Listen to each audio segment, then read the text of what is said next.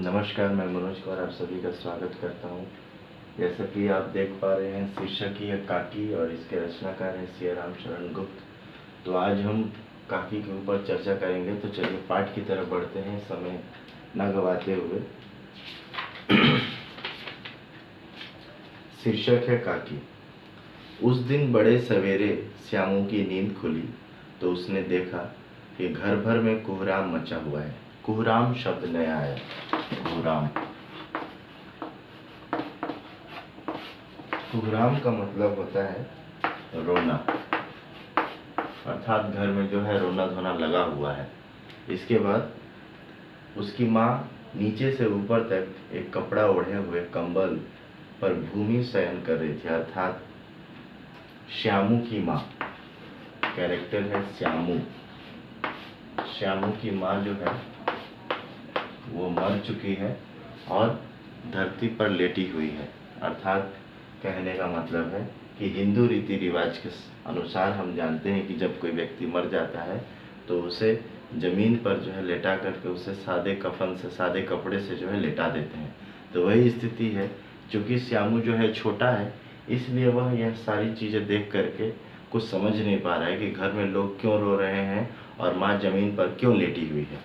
उसके बाद और घर के सब लोग उसे घेर कर बैठे बड़े करुण ढंग से विलाप करें, अर्थात सारे घर के लोग जो है उसे एक साथ चारों तरफ से घेर करके और रो रहे हैं। लेकिन वह छोटा सा बालक जो है वो समझ नहीं पा रहा है, अर्थात श्यामू जो है वो समझ नहीं पा रहा है कि सारे लोग रो क्यों रहे हैं।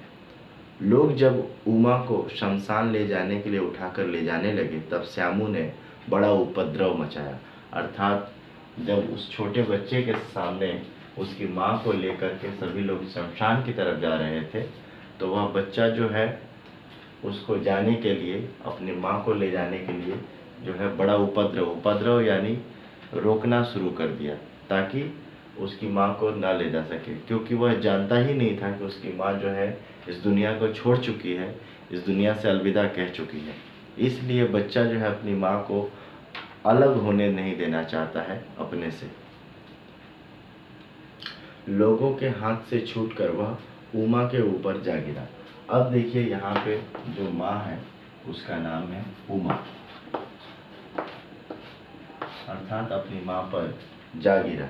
बोला, काकी सो रही है, उन्हें इस तरह उठाकर कहाँ लिए जा रहे हो? मैं जाने ना दूंगा। अर्थात मैं जो है अपनी माँ को, उमा को लेकर के शमशान या कहीं भी जो है जाने नहीं दूंगा, क्योंकि वह जानता भी नहीं है कि माँ को शमशान ले जा रहे हैं जलाने के लिए। बस वह यही कहता है कि मैं अपनी माँ को मुझसे अलग नहीं होने दूंगा, मेरी माँ को मुझसे दूर लेके मत जाओ। लोग बड़ी कठिनता से उसे हटा पाए। काकी के दाह संस्कार में उसे नहीं जाने दिया। एक दासी राम राम करके उसे घर पर ही संभाले रही, अर्थात चूंकि वह छोटा बच्चा था इसलिए लोगों ने उसे अपने साथ ले जाना उचित नहीं समझा और उसे घर में ही रखा। उसे घर में देखरेख करने के लिए एक दासी को जिम्मा दिया गया। दासी ने जो है किसी तरीके से उसे समझा बुझाकर, बहला फुसलाकर उसे अपने पास रखा। यद्यपि बुद्धिमान गुरुजनों ने उसे विश्वास दिलाया कि उसकी काकी उसके मामा के यहाँ गई है, लेकिन लोगों ने क्या समझाया कि उसकी माँ मरी नहीं है, उसकी माँ किसके पास गई है? मामा के पास गई है। चूँकि बच्चा है, अगर उसे कह दिया जाए कि उसकी माँ जो है वो भगवान के पास चली गई या मर चुकी है तो उस बच्चे के ऊपर है जो काफ़ी गहरा प्रभाव पड़ेगा। इसलिए लोगों ने, बुद्धिमान लोगों ने या लोगों की समझबूझ के अनुसार उन्होंने यही सोचा कि इस बच्चे को यही झूठा बात बोलते हैं कि बच्चा जो है, बच्चे की माँ जो है अर्थात श्यामू की माँ किसके यहाँ गई है? मामा के यहाँ गई है। देखिए ये जो कहानी है ये बाल मनोविज्ञान कहानी है। इसमें बच्चों की जो चिंता जो है या बच्चों की जो विचारधारा है, बच्चे क्या सोचते हैं, उसके आधार पे लेखक ने ये कहानी लिखा है। कुल मिलाकर के यह बाल केंद्रित कहानी है जिसपे बच्चों की मन स्थिति को लेखक ने हमारे सामने प्रस्तुत किया है। और देखेंगे केंद्र में जो है इस कहानी में श्यामू ही है। श्यामू के ही इर्द गिर्द जो है पूरी कहानी जो है वो घूमती रहती है। लीड कैरेक्टर की अगर हम बात कहें तो वह श्यामू है। आगे बढ़ते हैं। परंतु असत्य के आवरण में सत्य बहुत समय तक छिपा न रह सका। आसपास के अबोध बालकों के मुंह से ही वह प्रकट हो गया। यह बात उससे छिपी न रह सकी कि काकी कहीं नहीं ऊपर राम के यहाँ गई है। काकी के कई दिन तक लगातार रोते रोते उसका रुदन तो क्रमशः शांत हो गया, परंतु शोक शांत न हो सका। अर्थात कहने का मतलब है कि जो झूठ का आवरण है, अर्थात कहते हैं ना कि व्यक्ति कितना भी झूठ बोले, एक सच को छुपाने के लिए 10 झूठ बोलता है, देखेंगे, और 10 सच को छुपाने के लिए 100 झूठ का सहारा लेना पड़ता है। लेकिन अगर आप सच बोलते हैं तो आपको याद रखने की ज़रूरत नहीं है। लेकिन जो व्यक्ति हमेशा झूठ बोलता है उसे हमेशा हर बातों को याद रखना पड़ेगा। अच्छा, मैंने यहाँ झूठ बोला था, ये बात झूठ बोला था। लेकिन जो व्यक्ति सच बोलता है, देखेंगे हमेशा वो आज उससे पूछा जाए या 1 वर्ष बाद पूछा जाए, वह व्यक्ति वही जवाब देगा जो आज उसने जवाब दिया है। उसी तरीके से लोगों ने तो कहा श्यामू को कि तुम्हारी माँ जो है वो मामा के यहाँ गई है, लेकिन आसपास का जो वातावरण है, वहाँ के जो बच्चे हैं, उनसे उसको पता चल जाता है कि अब उसकी माँ जो है भगवान के पास चली गई है, राम के पास चली गई है। ये बातें सुनकर श्यामू जो है वो रोना उसका थमता नहीं है। किसी तरीके से अनेक दिनों तक रोते रोते वह शांत तो हो गया, लेकिन मन में जो है एक माँ से बिछड़ने का जो भाव है उसके अंदर वह बैठ गया। वह क्या हो गया, चंचल से बिल्कुल शांत अवस्था में चला गया हमेशा जो है। परंतु उसके अंदर जो है वो शोक जो है वो किसी तरीके से कम न हुआ।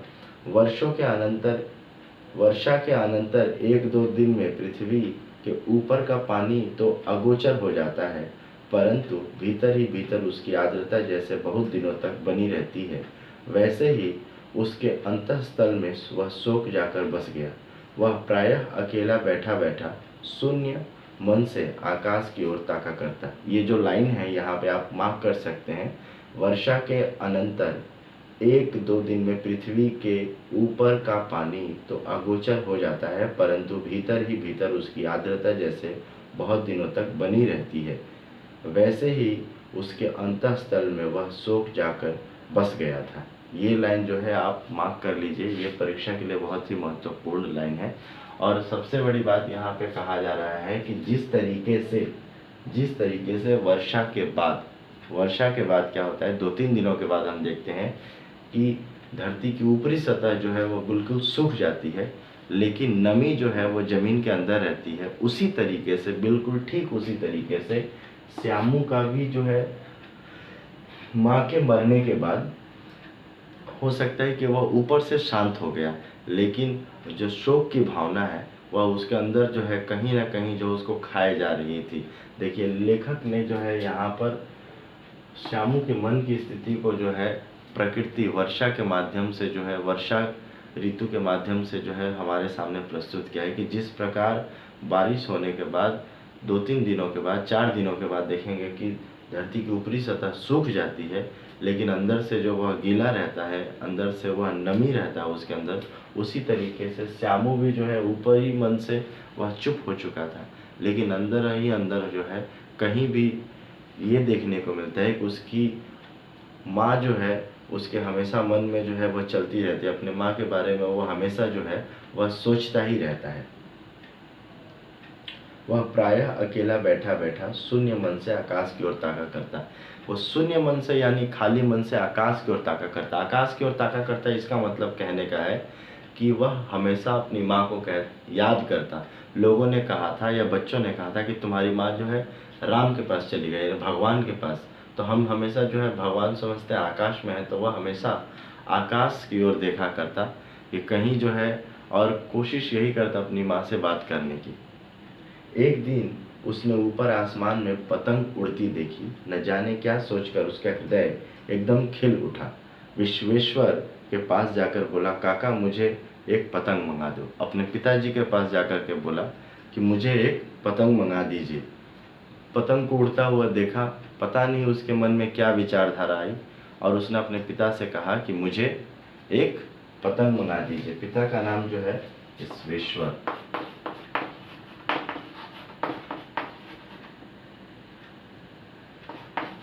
विश्वेश्वर ये कौन है? ये श्यामू के पिता है, श्यामू की माँ उमा। तीन कैरेक्टर आ गए।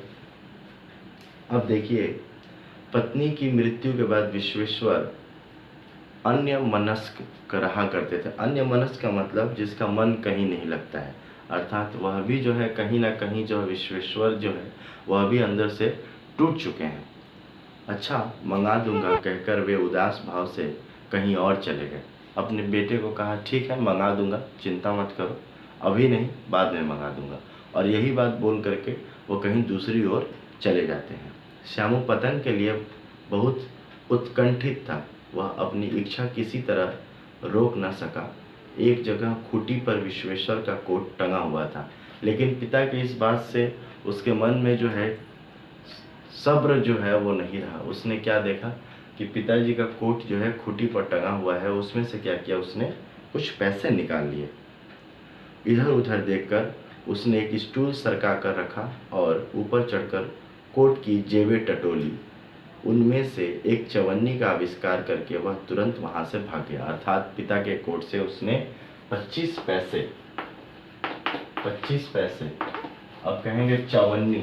चवन्नी का मतलब 4 आने, 4 आना। देखिए 1 रुपए, जो 1 रुपए है इसका मतलब होता है 16 आना। अर्थात हम लोग कहते हैं ना 8 आना। 8 आना का मतलब 50 पैसा बराबर 8 आना। उसी तरह से श्यामू ने कितना चुराया पिता के पॉकेट से? 4 आना, यानी 25 पैसे। 25 पैसे उसने अपने पिता के कोट से निकाला। किस लिए निकाला? पतंग के लिए। सुखिया दासी का लड़का भोला। अब दासी का देखिए, इस दासी के लड़के का नाम है भोला।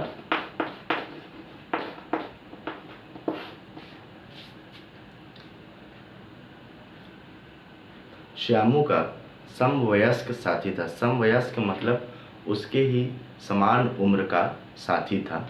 श्यामू ने उसे चवन्नी देकर कहा, अपनी जीजी से कहकर गुपचुप एक पतंग और डोर मंगा दो। देखो खूब अकेले में लाना, कोई जान ना पाए। अर्थात यह बात चुपके से वह किसी को बताना नहीं चाहता। देखते हैं बच्चों की टेंडेंसी ऐसी होती है, बच्चों की मानसिकता वैसी होती है कि जब वो कुछ करते हैं तो छुप करके करने का प्रयास करते हैं। और देखिए यहाँ पर बिल्कुल वही बात है। यहाँ पे श्यामू के मन में भी जो बातें चलती हैं वह वैसे ही व्यक्ति को किसी के साथ वह साझा नहीं करना चाहता, अर्थात वह शेयर नहीं करना चाहता है। उसके पास जो है विकल्प नहीं है, इसलिए उसने 25 पैसे दे करके भोला को कहा कि जा कर के पतंग और डोर लेकर के आओ, और यह भी कहता है कि खूब अकेले में कोई जान ना पाए। पतंग आई, एक अंधेरे घर में उसने डोर बांधी जाने लगी। श्यामू ने धीरे से कहा, भोला कहीं से किसी से न कहो तो एक बात कहूँ। अर्थात वह अपने मन की बात जो है भोला को कहता है। क्यों? क्योंकि भोला उसका हम उम्र है। वह अपनी बातों को उसके साथ जो है साझा करने का प्रयास करता है। क्या कहता है? भोला ने सिर हिलाकर कहा, नहीं किसी से नहीं कहूँगा। श्यामू ने सिर हिलाकर कहा, मैं यह पतंग ऊपर राम के यहाँ भेजूंगा। इसे पकड़कर काकी नीचे उतरेंगी। मैं लिखना नहीं जानता, नहीं तो इस पर उनका नाम लिख देता। अब देखिए वह क्या है, वह वहाँ पर अपने आप को सीमित मानता है, इसलिए क्योंकि वह लिखना नहीं जानता। अगर वह लिखना जानता तो वह शायद वह अपनी बातों को अपने पास ही रखता, किसी से साझा भी नहीं करता। वह खुद ही पतंग उड़ाता और काकी को वहाँ से उतारने का प्रयास करता। चूँकि बच्चों की मानसिकता यही है कि वह हमेशा यही सोचते हैं कि हमारे जो परिवार के सदस्य हैं मरने के बाद भगवान के पास चले जाते हैं और वहीं पर जो है रह जाते हैं। और ये सारी बातें किसने बताया है? परिवार के लोग, आसपास के लोगों ने श्यामू को बताया। और श्यामू ने एक दिन पतंग जब उड़ते हुए देखा, तो उसके मन में भी ख्याल आया कि क्यों ना इस पतंग के सहारे ही काकी को मैं जमीन पे उतार लूँ, उस डोर पकड़ के उतर जाएंगी। इसलिए उसने क्या किया, भोला को चवन्नी दिया पिता की जेब से चुरा करके और कहा कि जा करके डोर और पतंग दोनों लेकर के आओ। भोला श्यामू से अधिक समझदार था। उसने कहा, बात तो बहुत अच्छी है, परंतु एक कठिनता है, यह डोर पतली है, इसे पकड़कर काकी उतर नहीं सकती, इसके टूट जाने का डर है। पतंग में मोटी रस्सी हो तो सब ठीक हो जाएगा। अर्थात भोला भी यही कहता है। देखिए, बच्चों की बात है ना, तो बच्चों की मानसिकता वैसे ही है। भले ही इससे यह उम्र में समान है या थोड़ा सा समझदार है, लेकिन इतनी समझ उसे भी नहीं है। तो वह क्या कहता है कि बात तो तुम ठीक ही कह रहे हो, लेकिन ये जो डोर है वो क्या है, थोड़ी सी पतली है। अगर हम इससे मोटी डोर लेकर के आए तो उन्हें उतरने में किसी प्रकार की परेशानी ना होगी। अब समस्या श्यामू के पास आती है कि आखिर उसने पिता के जो है जेब से चवन्नी तो चुरा ली, लेकिन अब मोटी डोर के लिए और पैसे लगेंगे, तो वह पैसे और लाए कहाँ से। उसके बाद श्यामू गंभीर हो गया। मतलब यह कि बात लाख रुपए की सुझाई गई है, परंतु कठिनता यह है कि मोटी रस्सी कैसे मंगाई जाए। पास में दाम है नहीं, और घर के जो आदमी उसकी काकी को बिना दया माया के जला आए हैं, वे उसे इस काम के लिए कुछ नहीं देंगे। उस दिन श्यामू को चिंता के मारे बड़ी रात तक नींद नहीं आई।